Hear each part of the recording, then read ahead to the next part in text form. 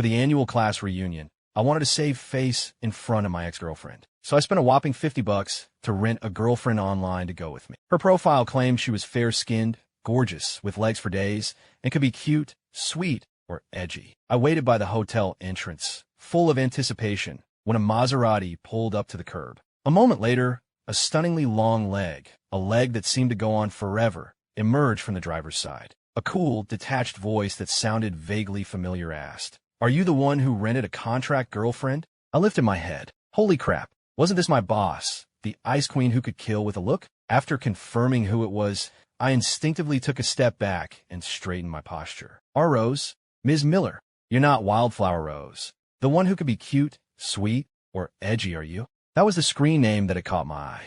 I figured anyone with a name like that had to be attractive, and I wasn't wrong. She was a total knockout. In fact, she was almost too beautiful. She coolly removed her sunglasses and gave me a sidelong glance. "What's wrong?" she asked. "Are you not satisfied?" How could I possibly dare to be unsatisfied? Even if you gave me all the courage in the world, I wouldn't have dared to shake my head. I just nodded frantically. Of course not. Being able to rent a girlfriend as divine as you, Ms. Miller, is the luckiest thing that's ever happened to me. How could I not be satisfied? I was cursing her out of my head, but my face was all smiles. When it comes to sucking up to the boss, I'm second to none. Rose gave a satisfied little huff and said nothing more. The platform, to prevent online scams, verified all of its clients' personal information, from their social security numbers down to their height and weight. Besides the heavily filtered profile pictures, everything was legit. So, from the very beginning, Rose knew it was me who had hired her. My face instantly flushed. Renting a girlfriend to save face, only to end up renting your own boss?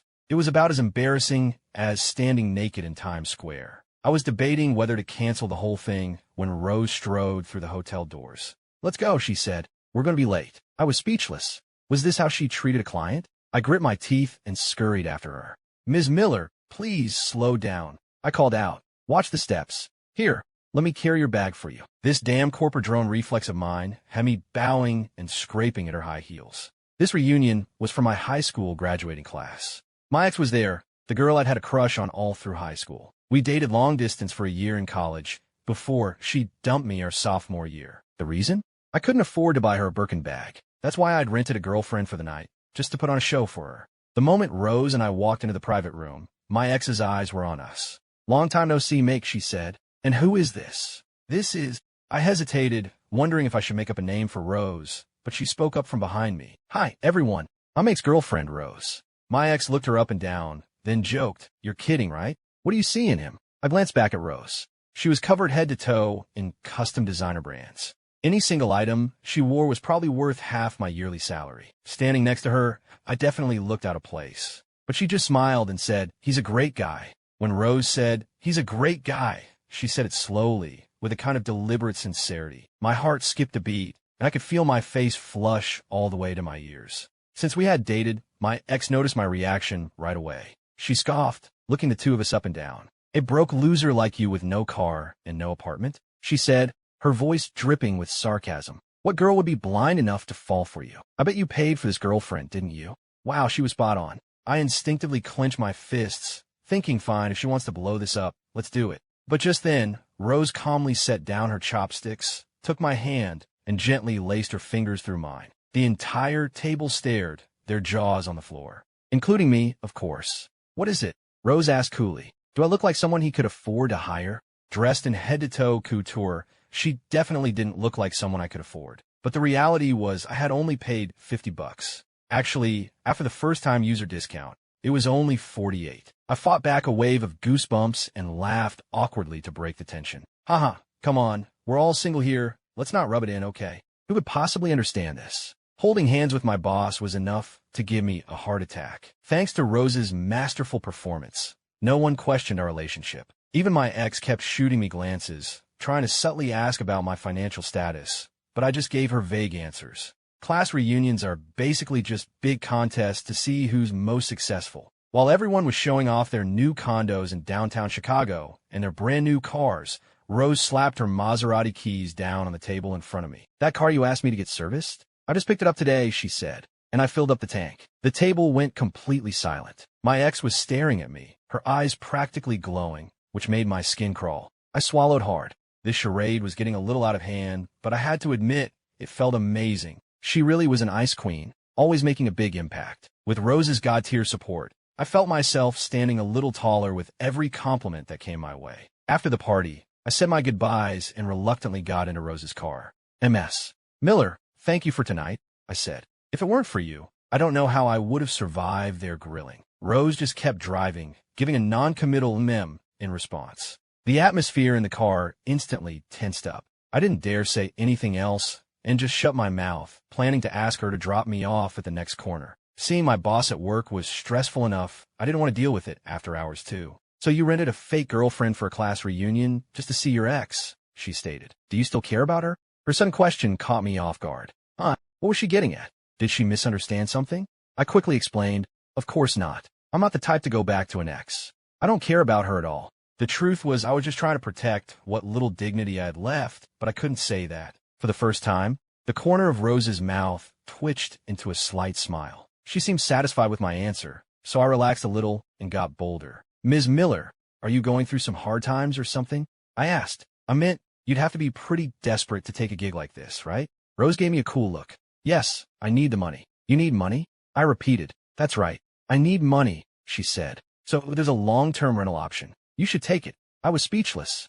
In the end, under the threats and temptations of my capitalist overlord, I tearfully renewed the contract for another month. $500, half my paycheck, gone in an instant. In return, Rose promised to finally approve the expense report that had been sitting on her desk for a month. The Maserati sped through the streets, and by the time I got out, I was covered in a cold sweat. The feeling of my bank account being drained was colder than a Chicago wind. After I got out of the shower, my phone buzzed. It was a Slack notification that my expense report had been approved. It was immediately followed by a threatening iMessage from Rose. If anyone else finds out about this, you'll regret it. The CEO of a major company moonlighting as a rental girlfriend would certainly make for some ugly gossip. It was just my luck to have rented the devil herself. Oh, cruel fate. They say time heals all wounds. But could it please start by taking away my poverty so I don't have to suffer this exploitation? Damn capitalists. I gritted my teeth and started typing a reply while drying my hair. I meant to type, okay, boss. But my phone's stupid autocorrect seemed to have a mind of its own, changing a perfectly normal okay, boss into okay, baby. I nearly jumped out of my skin and quickly unsent the message. I retyped, that was a typo, I meant to say okay, boss. I hit send, then stared at the screen in horror. Oh my God, autocorrect had struck again. The sentence had morphed into, that was a typo, I meant I want to sleep with you, baby. My vision went black as I fumbled to unsend it again. But in my panic, I hit delete for me instead. My heart, which had been in my throat, finally dropped into my stomach and died. Desperate to survive, I spammed her with a long string of random emojis, hoping to bury the incriminating text. If the Dragon Lady asked, I'd just say, I fell asleep and my phone went crazy. Yes, that was the plan. But I guess my emoji spam just made her angrier because my phone started ringing. It was her.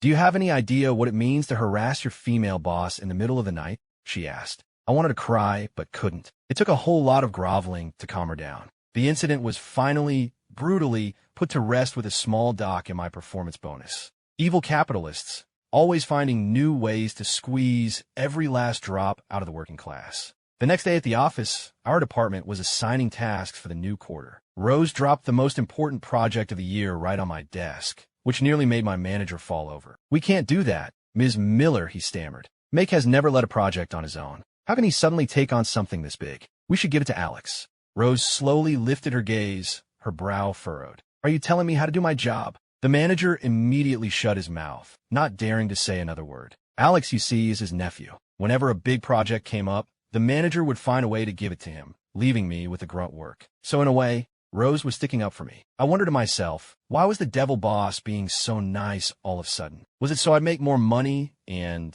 could afford to rent her for a few more months? Whatever the reason, as soon as I got the project, I dove in headfirst, working day and night on the proposal. A week later, I landed the contract. Along with a hefty bonus, Rose promoted me to assistant manager. The promotion was a complete and utter shock. The office rumor mill started churning immediately. Some people said I'd been sleeping with Rose for ages, and that's how I got the promotion. Others said the dark circles under my eyes were because she was working me to death, and that she'd get tired of me and dump me soon enough. I was so mad, I went to the restroom and stared at my reflection for a good 10 minutes. If I'd known that pulling all-nighters would make me look this haggard, I would have valued my health and avoided overtime. At least then the rumors wouldn't be so humiliating. But no matter how wild the rumors got, Rose never said a word to deny them. And if she wasn't going to say anything, I certainly couldn't, so I just had to keep my head down and pretend I didn't hear a thing. The next few weeks were pretty uneventful. Aside from my ex constantly harassing me with calls and texts,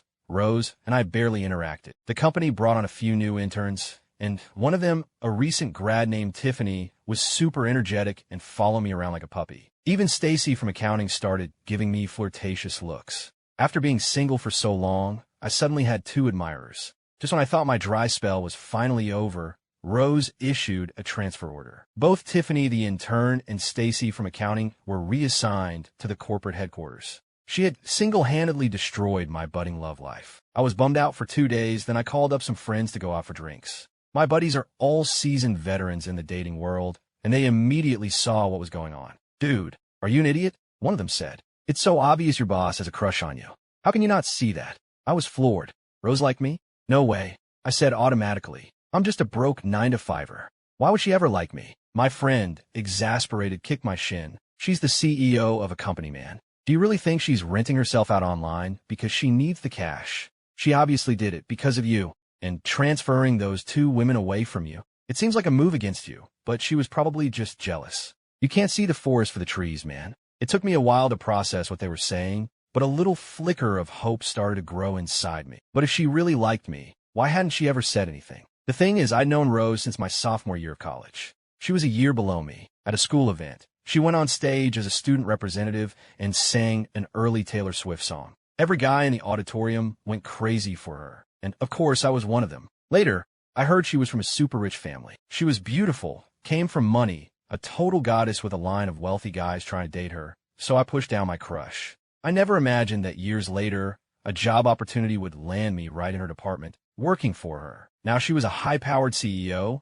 and I was just a regular guy trying to save up for a car and a down payment. And yet, this crazy rental girlfriend thing had brought us together. And now, knowing that she might actually like me, that old crush came rushing back, stronger than ever. I think I was falling for her. I ended up having a few too many drinks. And once the alcohol hit, I found myself stumbling all the way to Rose's apartment and banging on her door. "Not sleeping in the middle of the night, are we?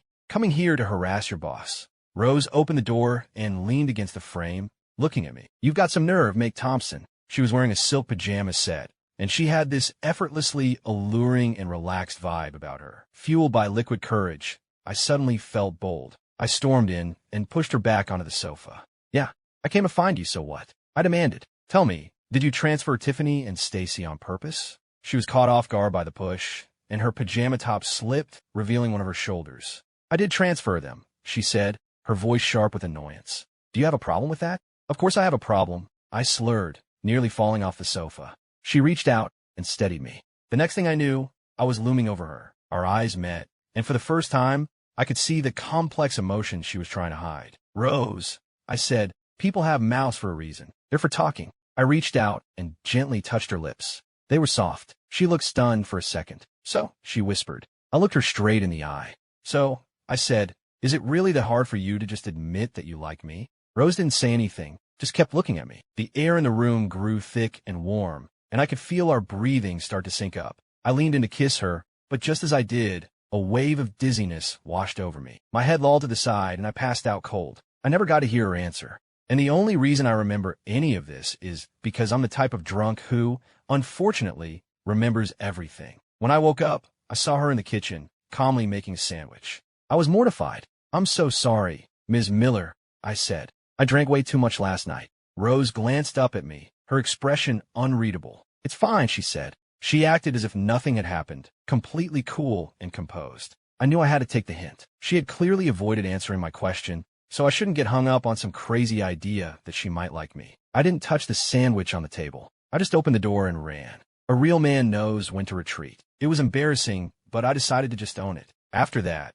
I threw myself completely into my work. Luckily, the company was in the middle of several huge projects, and as the newly promoted assistant manager, I was swamped. The work was a good distraction, and I managed to push the embarrassing memory of that night to the back of my mind. Even when I had to meet with Rose for work, she never brought it up. It was like it never happened. The only person who wouldn't let it go was my smart-mouthed friend. Dude, so is it really hopeless with your CEO? He texted me. I was in the middle of an all-nighter, and I replied with a bit of an edge. Zero chance. If you bring her up again, I swear I'll curse you to be single forever. He texted back immediately. Whoa, chill out, man. Then he wrote, you like strong, older women, right? I can set you up with one. I wasn't interested, but I played along. Oh yeah? Who? She just got out of prison, he replied. I was speechless. Seriously, what did I do in a past life to deserve a friend like this? For Thanksgiving, the whole company got the day off. I packed up some gifts and drove back to my parents' place in Naperville, where I was immediately cornered by my gossipy aunt. Make, honey, you've been in Chicago for years now. How come you still haven't bought a place? Your cousin already owns 3 properties. I forced a laugh. Yeah, well, every job has its struggles. I guess I'm just struggling more than him. My aunt's face fell, and she shot me a dirty look before changing the subject. I'd already heard all about how her precious son had failed at every business he'd ever started. I had no idea why she was still so proud of him. But then my aunt changed tactics, pulling her 2 grandsons in front of me. Well, money isn't everything, she said. Look, your cousin has 2 kids in elementary school already, and you haven't even found a girlfriend. TSK, TSK. Weren't you the one who promised to bring a girl home for the holidays this year? I had no comeback. I just wanted the ground to swallow me whole. As my aunt continued to parade her grandsons around, there was a knock at the door. My dad opened it, and there stood Rose. Our eyes met. Ms. Miller? What are you doing here? I was so shocked I could barely speak. If I remember correctly, I never put my parents' address on any of my HR forms. Who is it? My aunt asked, coming to the door. She froze when she saw Rose. And this is... Before I could figure out what to say, Rose stepped inside, handed my aunt a gourmet gift basket, and then, as if it were the most natural thing in the world, she linked her arm in mine and intertwined her fingers. Hello, she said with a smile. I'm Make's girlfriend, Rose. Wow, this woman was a true professional. She was even willing to work overtime at my parents' house. My parents have excellent hearing, and they heard everything from the kitchen. They came rushing out. Oh, Make, you have a girlfriend, and you didn't tell us, my mom exclaimed. If I'd known she was coming, I would have made so much more food. My mom pulled Rose into the living room, beaming from ear to ear. My dad just stood there, grinning like an idiot. My aunt, who had just spent the last half hour lecturing me about being single, looked like she'd just swallowed a lemon. Seeing Rose sitting on the couch, acting like the perfect, sweet girlfriend, my heart started to pound uncontrollably. I could still feel the warmth of her hand in mine, and I could almost smell the faint, clean scent of her skin. It had to be a side effect of being single for so long. Otherwise, why would a simple touch make my heart race like this? Before dinner, my mom put me to work setting the table. She's a wonderful girl, Make, she whispered. You've done well for yourself. Don't you let this one go. Her name is Rose, right? She asked. That's funny. It's the same name as that boss you're always complaining about. She continued muttering as she laid out the silverware. Speaking of which, didn't you say your boss is a total dragon lady who works you to the bone? You can't let her walk all over you, you know. You have to stand up for yourself. I nearly dropped the plates. I quickly clamped my hand over my mom's mouth and glanced over at Rose on the couch. Our eyes met, and my mind went completely blank. I was so dead. She was going to make my life a living hell for this. Luckily, my aunt distracted Rose by grilling her with a million questions. Honestly, with the way my aunt was acting, I was half afraid Rose was going to roundhouse kick her into the next state. But to my surprise, Rose was incredibly patient and answered every single one. After dinner, my mom cornered Rose for another hour of conversation. I couldn't believe it. The normally cold, intimidating So was acting as sweet and innocent as a lamb in front of my mom. My mom absolutely adored her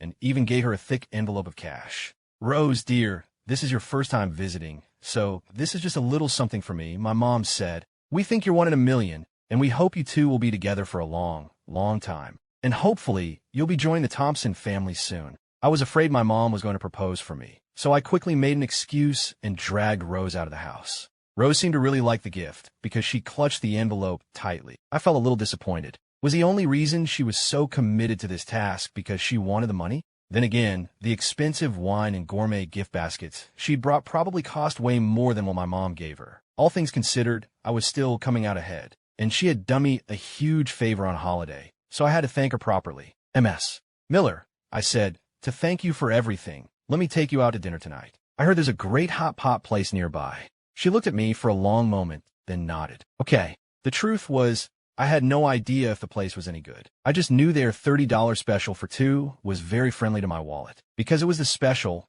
the soup base was a thick spicy broth. When the pot, filled to the brim with red chili peppers, was placed on our table, I shuddered. I felt my insides clenching up before I'd even taken a bite. Rose, however, looked completely unfazed. I guess my friends were right when they said all women love spicy food. We'd barely started eating when we ran into the sales manager for my company. "Ms. Miller, what a coincidence," he said. "You're eating here, too?" He glanced at our table, and his eyes went wide. "Is that the spicy broth?" "But Ms. Miller, I thought you were allergic to peppers and couldn't eat anything spicy. Let me get you another table. I'll order a different broth for you." Rose shot him a look, and he immediately shut his mouth, mumbled a quick goodbye, and scurried away. I awkwardly lowered my chopsticks. "Ms. Miller, why didn't you tell me you can't eat spicy food?" I asked. If I'd known, we would have gone somewhere else. There was a Korean barbecue place nearby with a $20 special for two, way cheaper than this. I pulled out my phone, ready to splurge a little since she'd helped me out so much.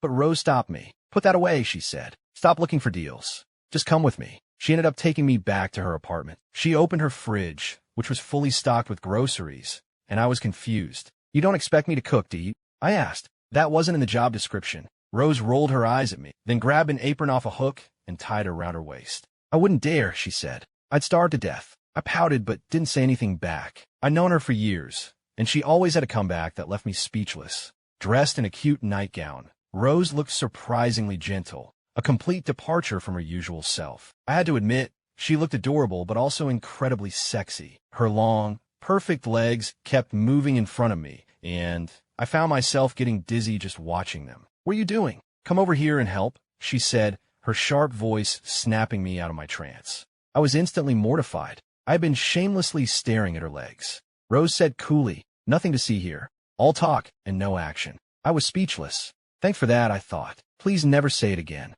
I wanted to die, but I had to hand it to her. Rose could really cook. Everything was delicious, and I ate until I was stuffed. The only weird thing was that the food tasted strangely familiar, like I'd had it somewhere before. I thought that after dinner, Rose might let me stay for a while. We could have some tea, chat, and maybe something might happen. But the second I put down my fork, she was already showing me the door. "You're not going to ask me to stay?" I asked. "No," she said flatly. I snuck a glance at her, but her expression was completely calm, unreadable. I guess she was just being professional, doing the job she was paid for. That's why she'd been so convincing as my girlfriend today. I shouldn't read too much into it. I sighed, feeling a little empty inside, and went home alone. But after that night, something between us seemed to shift. For example, when I worked up the courage to ask her out to dinner again, she said yes immediately. This time, I learned my lesson. I did my research and picked a nice Italian place with great reviews. But we'd barely sat down when my ex-girlfriend, the ultimate appetite killer, showed up. I'd blocked her on everything a few days ago because she wouldn't stop bothering me. Of course I'd run into her here.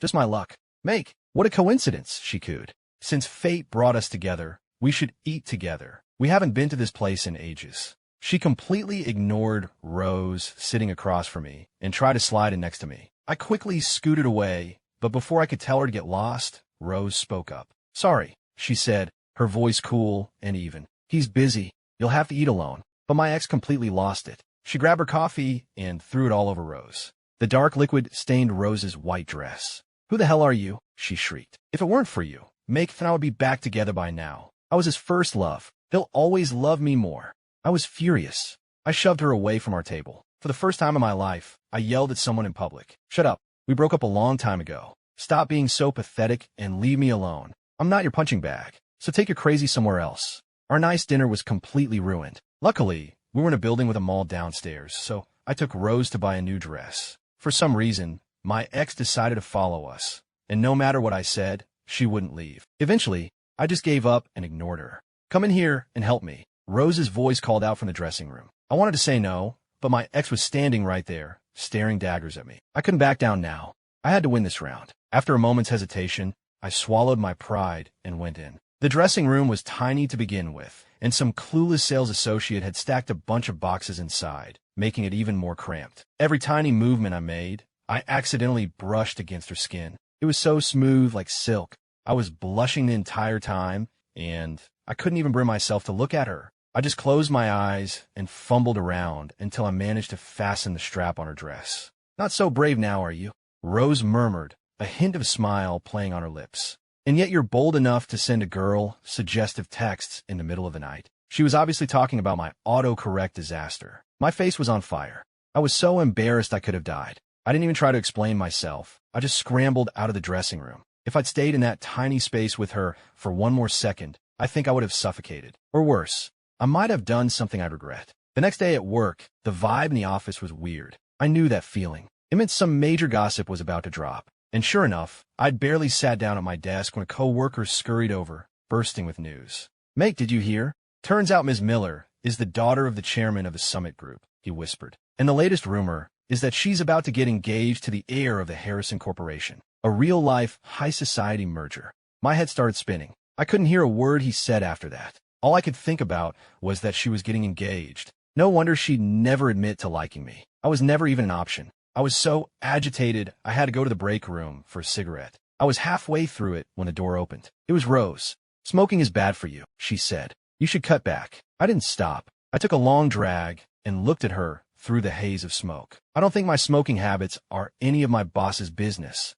I said casually. "That's a girlfriend job, don't you think?" I stubbed out my cigarette in the ashtray, then stood up and leaned in close to her, so close I could feel her breath on my face. "So, Ms. Miller," I asked, my voice low, "are you telling me this is my boss, or as something else?" My question seemed to stun her into silence. For the first time ever, she was speechless, her face turning red. The break room was so quiet I could hear my own heart beating. I could see her eyelashes trembling. And once again, she was avoiding my question. "And that stuff about the Harrison heir, that's true, isn't it?" The lights were off, and the only light came from a crack in the blinds, casting shadows across her face. She didn't deny it. "So that's it," I said, a bitter taste in my mouth. "That's the reason you could never admit you like me." It took everything I had to ask that question. Rose's expression was complicated. "It's not what you think," she started. I couldn't bear to hear the rest. I just stood up and walked out. The moment the door clicked shut behind me, I felt a hollow space open up in my chest.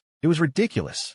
We weren't even dating, but I felt like I'd just been dumped. It had all just been in my head. After that, I couldn't bring myself to stay at the company any longer. Looking back, I think I probably took this job because of her, even if I didn't realize at the time. I submitted my resignation through Slack, and it was rejected almost immediately. I was so mad I submitted it again out of spite. A second later, Rose stormed over to my desk and dragged me into the kitchenette. "Meg Thompson," she said, "we need to talk." I tried to pull away, but she held on tight. I didn't want to hurt her, so I didn't struggle too hard, but I tried to sound firm. "Ms. Miller, we're at work. People are watching." I could already see our coworkers peeking around the corner, so I shifted my body to block their view of her. But then she reached up, pulled my head down, and kissed me. My heart stopped. I forgot how to breathe. All of our gossiping coworkers stared in stunned silence, their jaws on the floor. 1 second, 2 seconds, 3 seconds passed. Time seemed to stand still. When she finally pulled away, I started to speak. "You?" But she put her hand over my mouth. She looked me right in the eye and said, "Meg Thompson, you were right. People have mouths for a reason. They're for talking. I shouldn't have kept this from you for so long. I shouldn't have been afraid to admit how I feel. So I'm telling you now, I like you. I've liked you since the first time I saw you, back in my freshman year of college." What? Her freshman year?